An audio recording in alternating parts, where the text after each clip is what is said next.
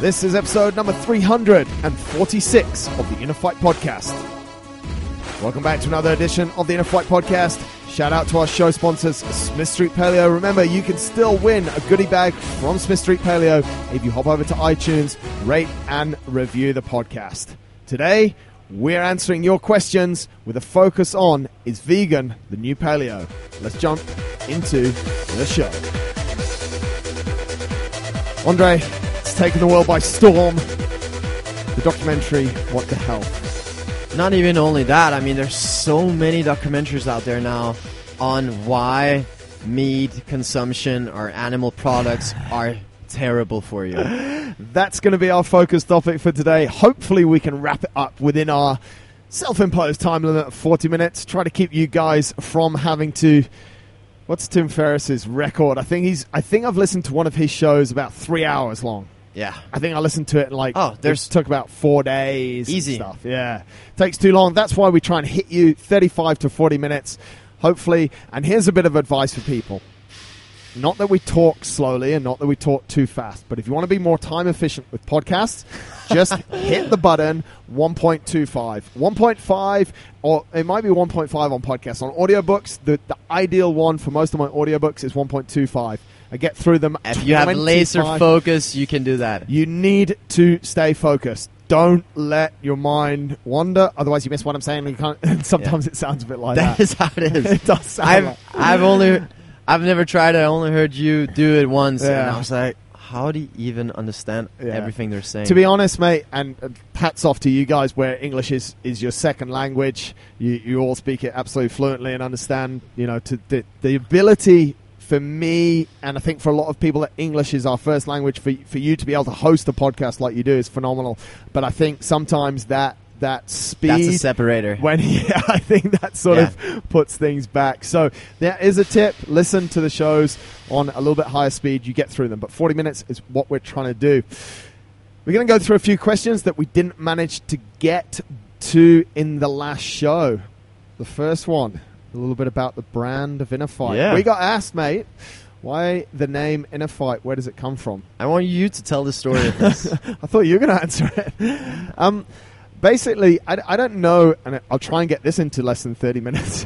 I don't actually know if a lot of people understand where the brand came from, why it was established. Long and short of it is, I used to train with one guy. That became 2 guys. That became 3 guys because they enjoyed the way that we were training. It was back in 2004 when CrossFit was a very difficult word for people to understand. No one understood what it was. It was just starting. CrossFit, I think, started around 2000. So it's only a few years in, and there was still only about 30 or 40 gyms in the world. But one of them was owned by a friend of mine in Australia, and it was literally a garage gym, as all the gyms were. He now owns CrossFit Gold Coast, which is a 6,000 square foot gym, Whoa. one of the best in the area. So he's gone from and anyway, we used to go and we used to do workouts, and it was awesome, and we used to throw up, and we thought this is the way to go. So when I moved back here, I said, I'm not going to do traditional gym training. I'm going to do CrossFit. And back then, there was no Facebook. It was just starting. There was definitely no Instagram. And CrossFit.com wasn't really that great either. So we'd literally just make up our own workouts. To that end, after a few months and a few more guys came in, and just used to sometimes do a lucky dip, I'd have a bunch of workouts. We were just going to a normal gym here in Dubai and upsetting a lot of people. I can imagine. I mean... We couldn't really drop weights. We didn't know what dropping weights was all about. To be honest, dropping weights is just bullshit that's come through social media. To be honest, anyway. And I had a whole stack of these workouts, and one of the guys said you should put them all. You should write a book about them. And I was like, that's going to be outdated before it's even printed, because the workouts are going to change. I'm going to want to change stuff, and no one's going to read in the next 15 years anyway. Books. Which is pretty much the way it goes. Some people still like a book. So I said, we'll start a website. And we'll put all of these workouts that we've enjoyed and continue every day. I make a new workout. I'll put that workout in a PDF that people can just go and take for free off the website. So that's actually how the brand started. But of course, when you create a website and you're starting to create a brand, you have to think of a name. And that's where we're like, what is it? What makes this kind of training different? It's super hard. It's super intense. If you're not mentally in gear for it, you just don't have a good workout. No. And I even see it to this day, mate. I see people that are not mentally in gear when they come in the gym and they don't have a good workout. It's nothing to do with the coach. It's nothing to do with the workout on the board. The workout on the board a lot of the time could be anything.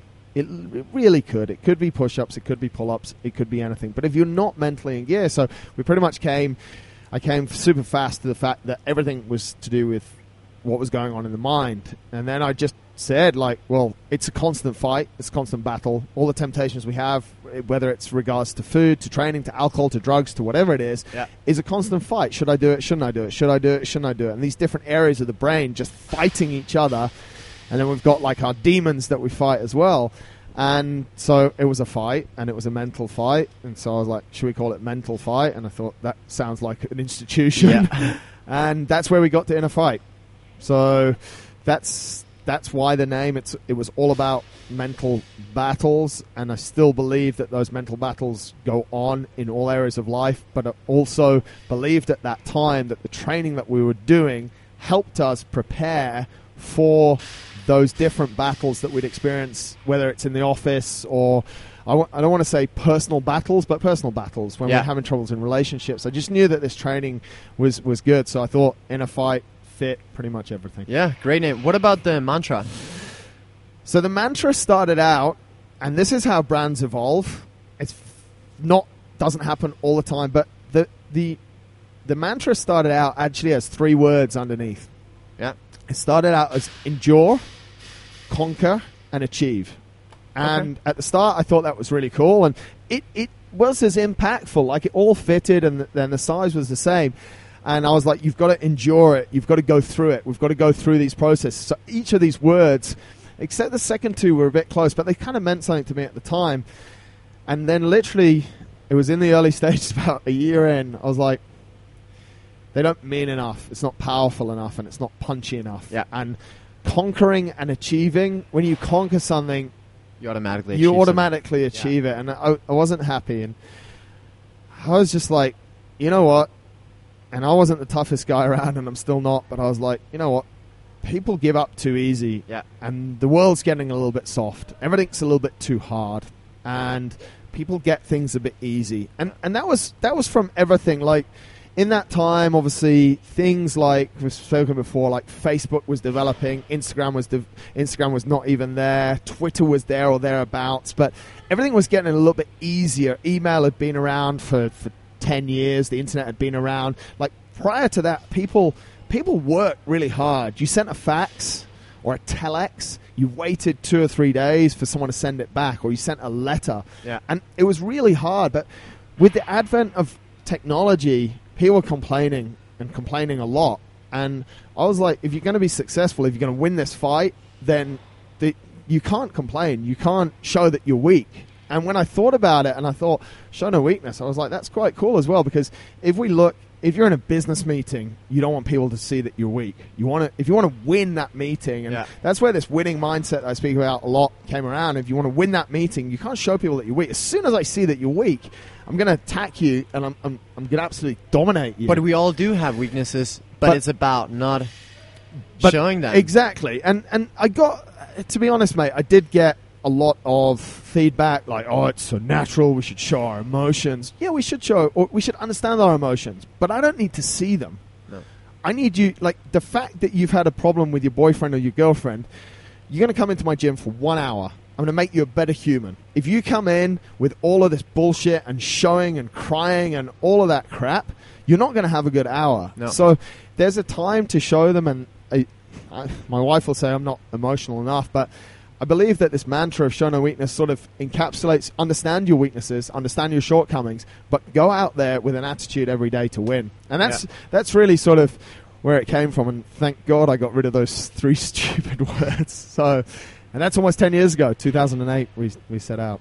So one day we should do a podcast on the winning routine. Yeah. How does a daily routine look like for a person who wants to win? That's actually quite a good idea. It doesn't need to be either you or another person. It could just be we create what we think is the best both attitude-wise and setup-wise, like specifically practical things, but also mindset things. Absolutely. I mean, that's a good idea. And one day, I'll actually share the full... That was about 8 minutes of that story.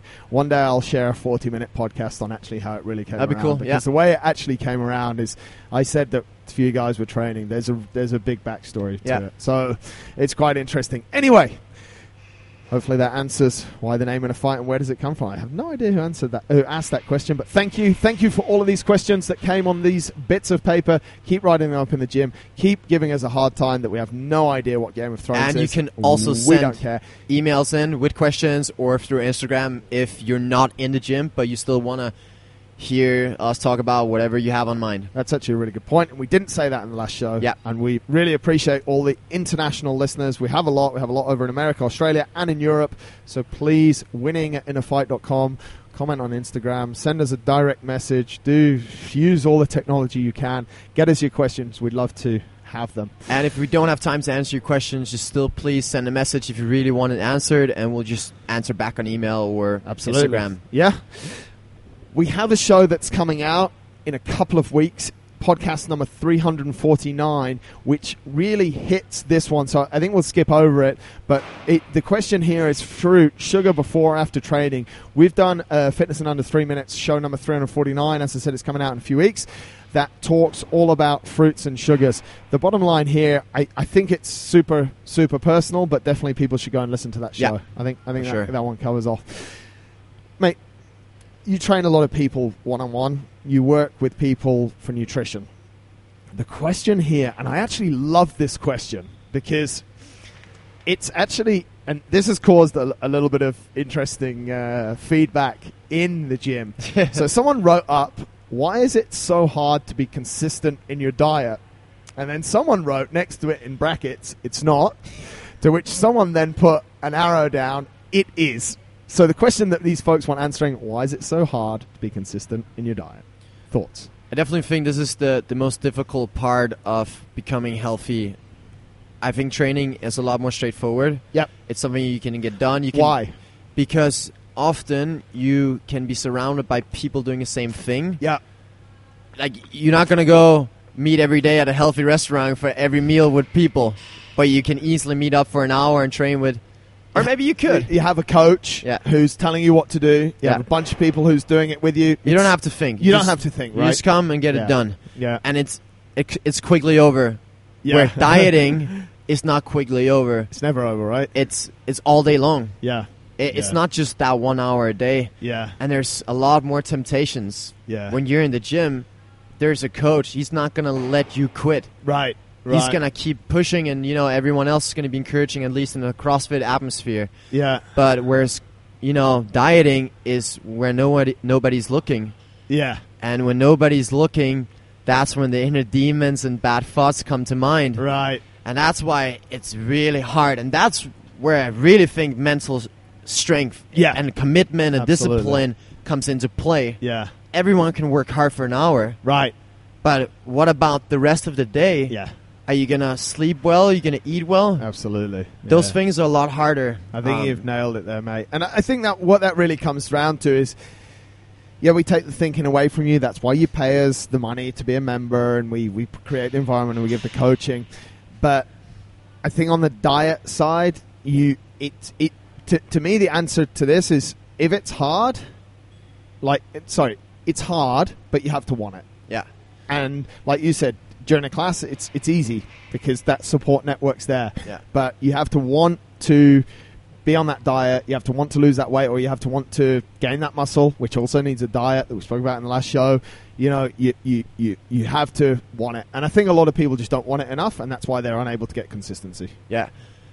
And regarding the diet as well, I mean, I think that one thing we have done and that I think really works well is that if people are really off track and they really don't know what to do, we make them fill out a food schedule where they put in everything they drink and eat for 3 to 5 days, and they literally just put it in. Very simple Excel document. You can even get in print if you still do that kind of stuff. And you just fill out simply for 5 days. You have another consultation with one of the coaches. And we will, or whoever is your coach, walk you through what needs to be replaced. Yeah. And you could basically keep doing this. Yeah. Keep filling it out. If it helps you stay consistent and make it clear for you that you're eating well or not, Yeah. then just keep doing it. And that's also how it works with many nutrition coaches. You know, you have weekly consultations where you see them depending on your commitment or your discipline. Yeah. I think less disciplined people will tend to See them more often. Daily. Yeah, exactly. Or have daily conversations with them. So that's what you should do if you're having issues. How much do you want it? And try and get that support network. Keeping on the diet, it's quite diet-themed or food-themed this show. As we say, we're going to get to the new paleo topic very soon, but we want to get this question done. What do you think about counting macros? Does it work? What is it? Quick thoughts on that, mate? I know you have some strong thoughts about this, so let's start with you. Mate, I'm trying to keep listeners, not trying to... I actually think that if you are... I'll start off really politically correct and then I'll just let loose on this one if that's okay. I think that if you are a professional sportsman, if you are doing figure modeling, there is certain people that should be and must manage their macros. To understand what it is, there's 3 macronutrients: proteins, carbohydrates, and fats. And basically, it's managing the intake of those down to the gram throughout your daily intake. Yeah. So it's not just going, oh, I'll have that steak with that vegetables. Oh, I need a bit more, fancy a bit more vegetables. Okay. It's like, no, that's 150 gram steak. That's 200 grams of vegetables. And that's X amount of nuts or whatever. So it's been very strict about the 3 macronutrients. If you're one of those people that I just mentioned, then does it work managing macronutrients for enhanced energy, for enhanced weight loss, for all of that? Yes, absolutely it does. It really does. And this is another quick caveat, if you understand exactly what you need and how your body works, there is no way that you can have a coach just write you a macronutrient plan or download one because it's so impersonal. It's like sending me a strength program and expecting me to run faster. Yes, I'd run faster, but what I really need is a running program that might have some strength in it. Yeah. So, it's such a personal thing. It's so and you'll probably so hit personal, wrong mate. and wrong and wrong until you find the right fit. Now, the uncensored part of it is I see way too many people giving a shit about counting macros. People will message us about Smith Street Paleo. People that have not followed a proper diet, do not follow a training plan, and they'll say, your balls do not fit my macros. Well, your attitude does not fit life, and that's why you're not achieving anything. It's just such nonsense. But it's one of these things that we read about, and this is a problem. We've spoken about technology coming in and stuff, and how it's great and how it's not great. This is one of the negatives. People read, oh, you should be counting your macros, and Kardashian's counting her macros, and whoever she is, and all of this kind of crap. And it's like, mate, listen, don't worry about counting your macros. Don't get all bent out of shape about it, because something like a Mars bar is going to blow your macros out of the water. So what you're going to do is you're going to wake up in the morning, you're going to think, oh, I've got a sweet, and you're going to absolutely break down because you can't follow a diet properly. You're going to have that Mars bar, and then you're going to not be able to eat for the rest of the day because you're like, oh, I can only have this much carbohydrate. Please do not, unless you're really at the top. There's so many, and this is almost, I've been nasty, this is the nicer way around it now. It's like, there are so many easier ways. If losing weight is your objective, like you said, send us 5 days of food, speak to a coach, we'll manage it for you. Yeah. Yes, in some cases we'll charge. It's what we do. We're professionals and we know what we're doing, and we'll make it so much easier. In the 10 years I've been doing this, I've only twice had to really dig into people's macronutrients. And I would imagine, and I don't want to blow my own trumpet, but I would imagine I've helped people lose over 1,000 kilos of weight in the last 10 years. And I mean, that's not much over 10 years, but it's a damn lot of weight loss. Yeah. And it's not been done by macronutrient management. That's my thoughts. I think a simple thing would be ask your coaches how many of your coaches count their macros. Yeah. Do you think your coaches perform well and look good? You look good. Exactly. Yeah. That's another good that could be a pretty good point of view. Yeah. And I think it's kind of going back to what we just talked about. Why is it so hard to be consistent in your diet? Well, it does not make it easier if you have to pull up a weight for every single meal and ask how many grams there is in that beef that you just had for dinner at the restaurant. I agree, mate. Like, I think that's one of the biggest things as well. It's too complicated. It's not life, and it's not. You will not be able to be consistent with this. Absolutely. I think that's really a big point. Like a lot of the things that are hard to be consistent with, it's just things that are too complicated. Yeah, I agree. Like, yeah, just eat well. Just It's not that simple. hard. Yeah, exactly. Mate, talking about eating well, we kept this one in because I think it's quite funny. What's your favourite, apple pie or chocolate cake? None? No, you have to choose one. I'm going to choose one. I should know who made this question. Do you? Yeah. Oh, that's the thing, they don't put the names on the sheet. She told me this morning. Really? Which one do you want, apple pie or chocolate cake? Chocolate cake. Yeah, same. If you want to be unhealthy, you better just do you it all better the just way. go. It's like, I'm going to have apple pie because it's healthy. It's got apples in it. It's okay. We'll put sliced almonds on the chocolate cake. Almonds, nuts, make it paleo. Or both. Could have both. No, just have the chocolate cake if I heard. Another quick one. Are oats good for you? There's a second thing here, which I actually think is a bit nonsense, and I think someone got abused on the thing. Why do more CrossFitters eat them? I think that's a massive generalization. I'm all for some generalizations, but the fact that more CrossFitters eating them. Oats generally contain a lot of gluten. Gluten is not good for us. Gluten-free oats, dude. Gluten-free oats I have it every morning. Is an option. It is an option. As always, when gluten is removed or fat or something is removed from a food product, we want to just be a little bit careful of how that's been treated. Generally, for weight loss clients, we try and get people away from oats. Just what it does in your stomach, how they sit in your stomach, how they sort of expand in the small intestine as well. And that's when the gluten comes out, and that's when it attacks the wall of the small intestine and rips the lining off, and then you have leaky gut, and it's all quite ugly. Yes, that happens. If you're looking to lose weight, I would stay away from oats. If you're on a more performance base like you are, Andre, and they don't affect your digestion, then go for the healthiest option. Yeah. Gluten-free. Full of energy. Gluten-free. We're out of questions. We have the last one. We have the last one, and we have a good amount of time. The question is vegan the new paleo? Why is everyone turning vegan in 2017? And what's your thoughts on What the Health? This is a massive topic. You've seen What the Health? I have actually not seen the whole thing, but I've seen some of it.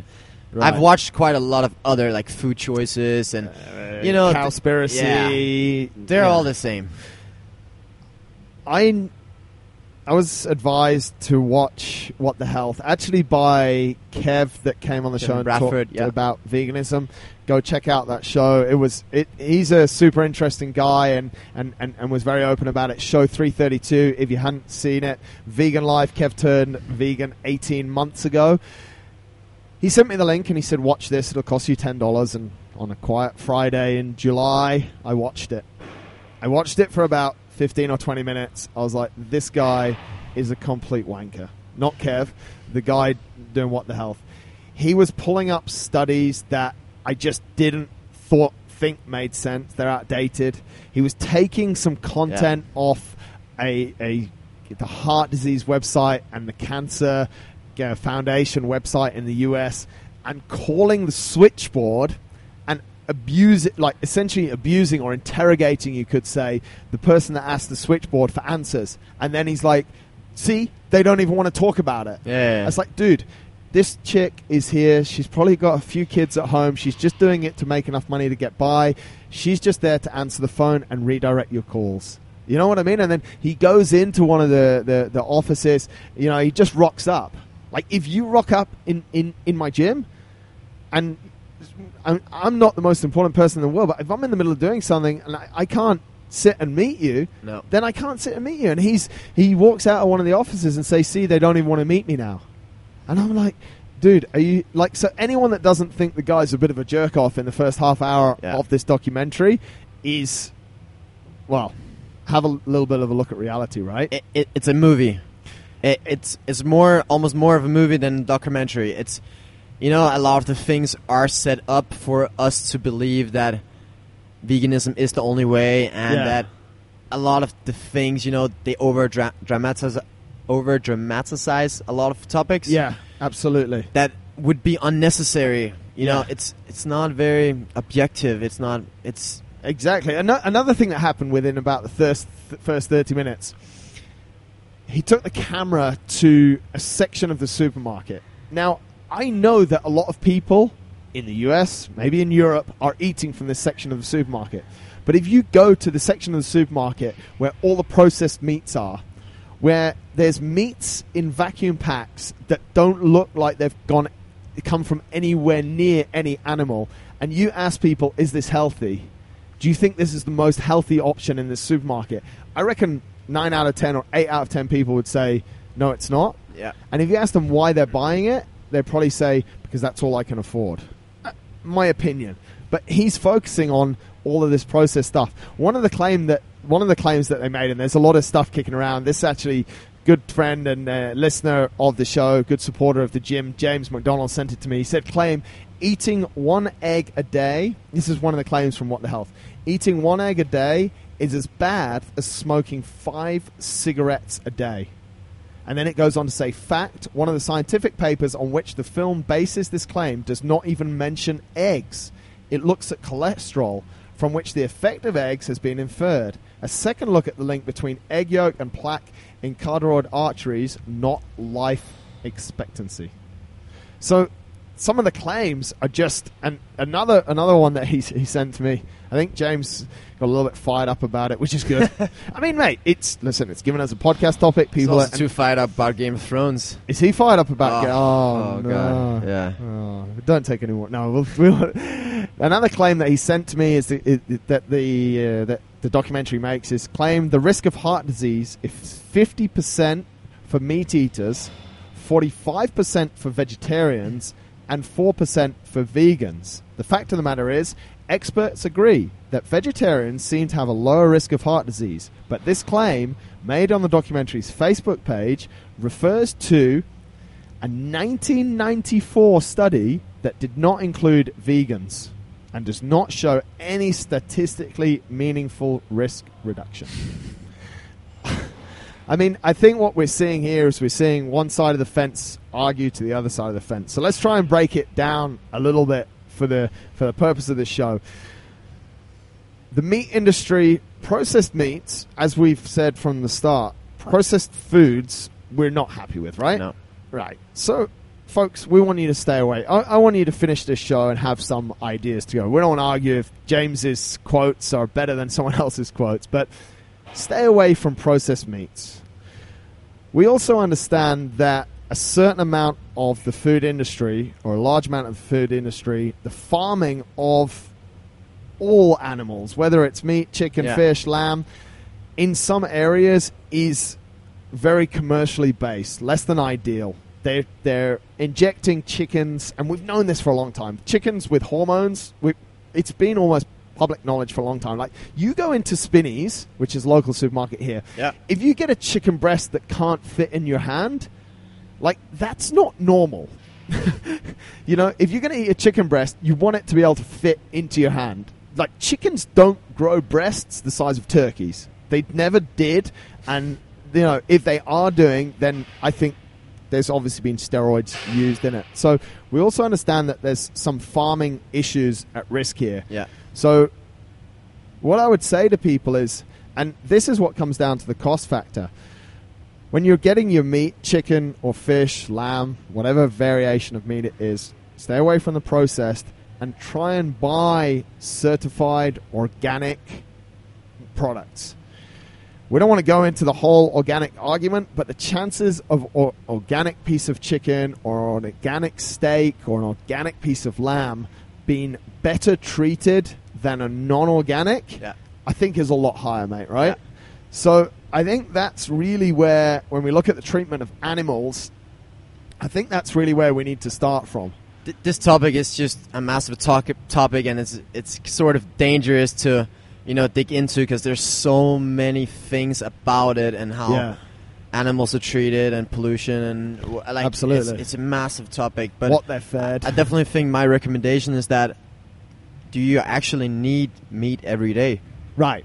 Like, you can even think about that. Like, if the excuse is, oh, it's super expensive, yeah, but you actually don't need it every day. Like, So let's link that back, mate, to what we were saying before about macronutrients. Now, if we look at the macronutrients, why we're taking meat is for protein.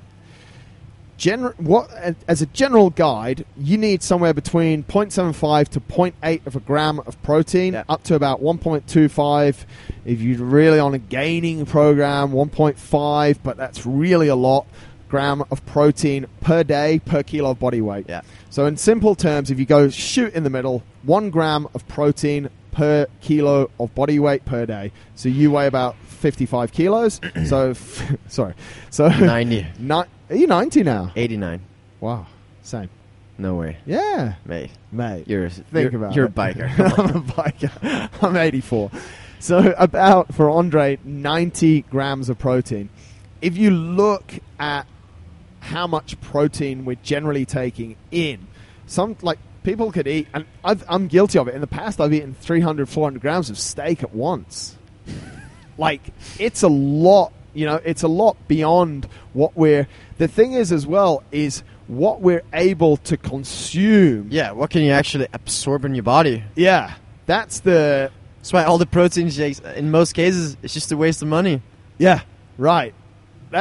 Because we can only consume, we can only healthily digest around 20 grams of protein in each sitting. Yeah. So if we have more than that, then we're really not gonna, we're not gonna digest it. Just to give you an idea, in 100 grams of steak, this is from MyFitnessPal, which is quite legit, although it's a self-generated database.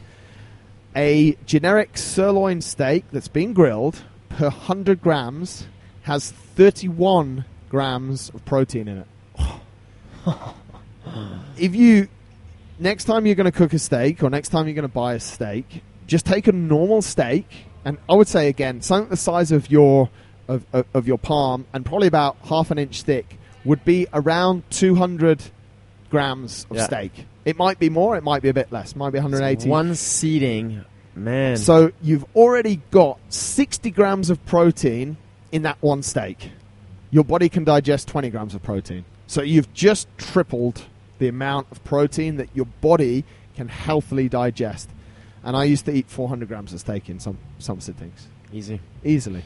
So that really hammers into your point, mate. It's like, if you think it's expensive to eat organic meat, have a look at how much you actually need, and it is a damn sight cheaper to replace that with vegetables. So exactly. I think that's a really decent first or second or third point to kick off with. I'm not sure which point we're at, but it's a really valid point there that we're actually having way too much protein anyway. So if we're on those macronutrients, our protein intake is just way too high. Yeah.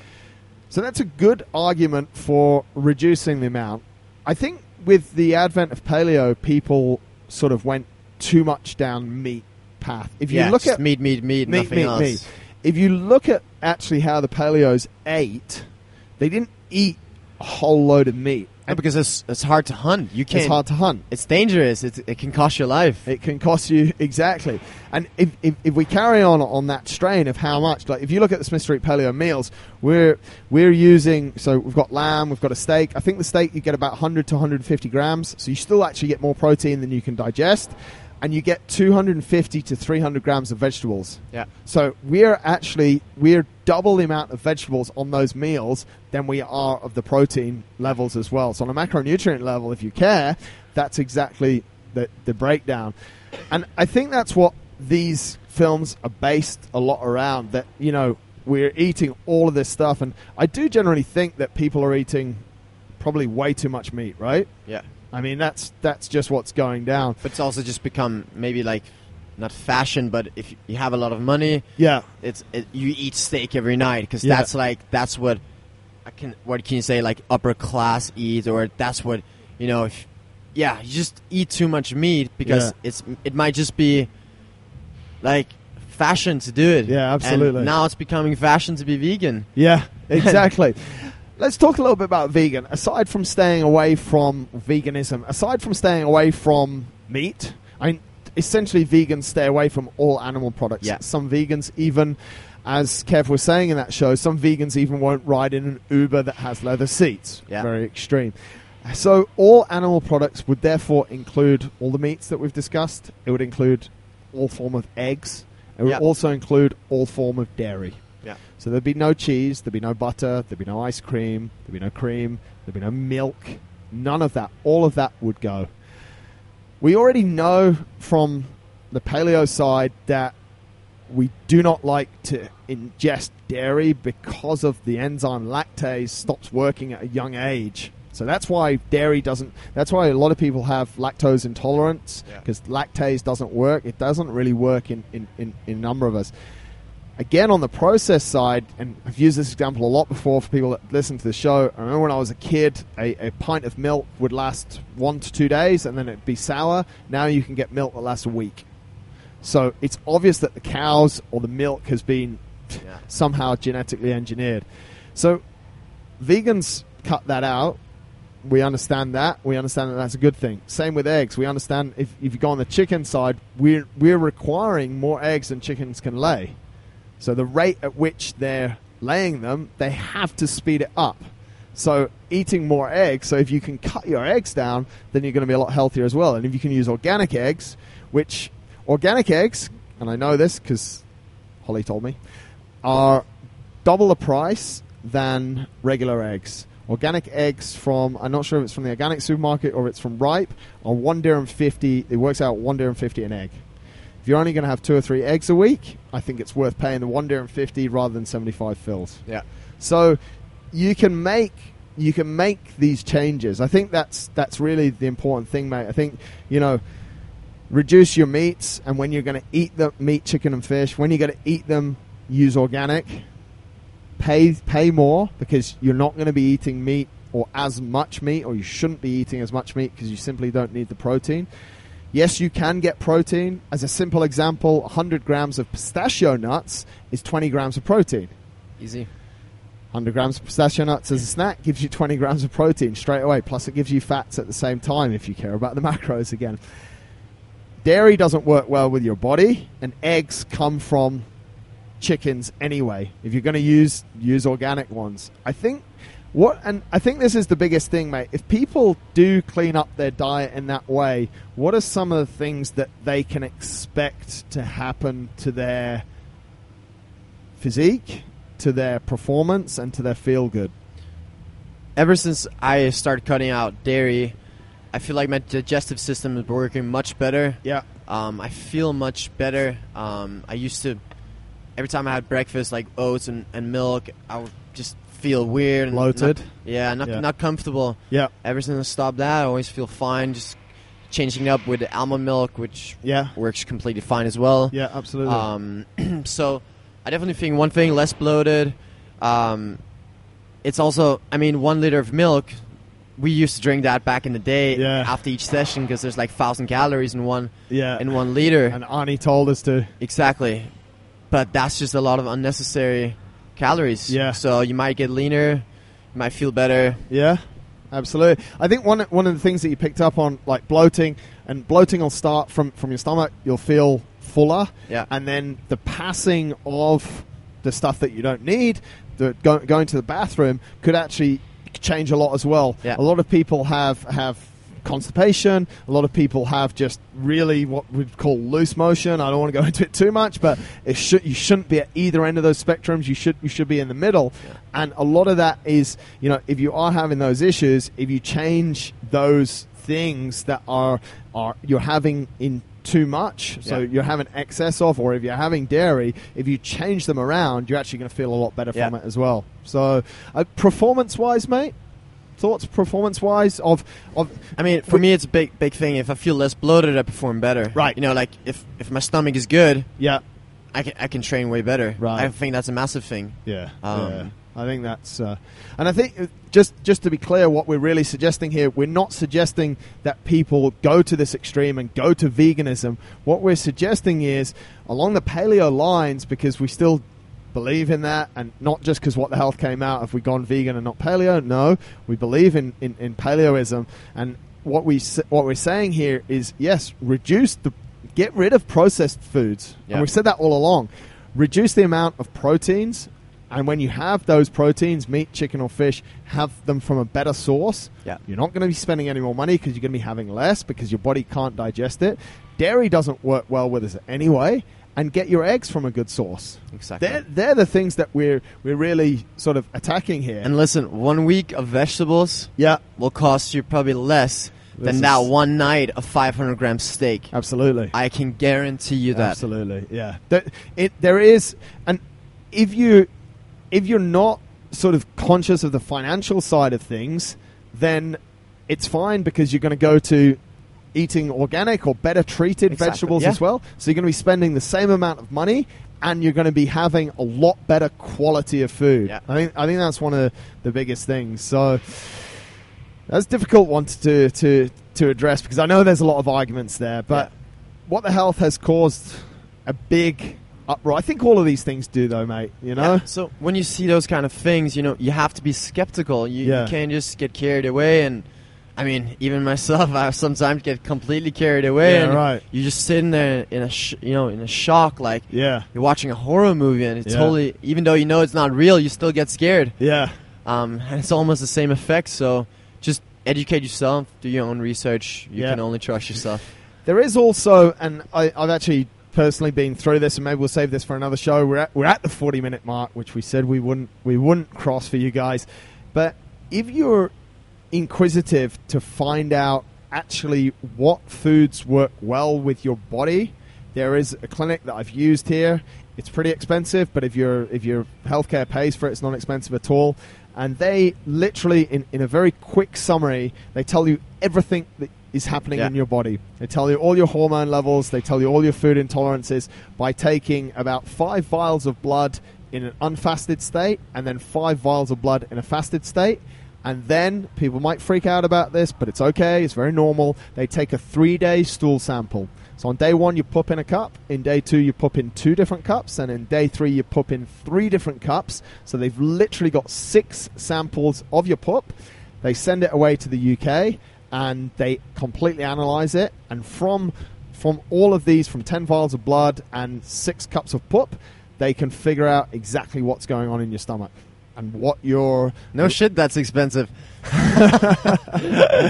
What you're working good with. So, yeah, it's a lot of money, but it's definitely worth... If you are worried about... Some people say dairy's fine with me.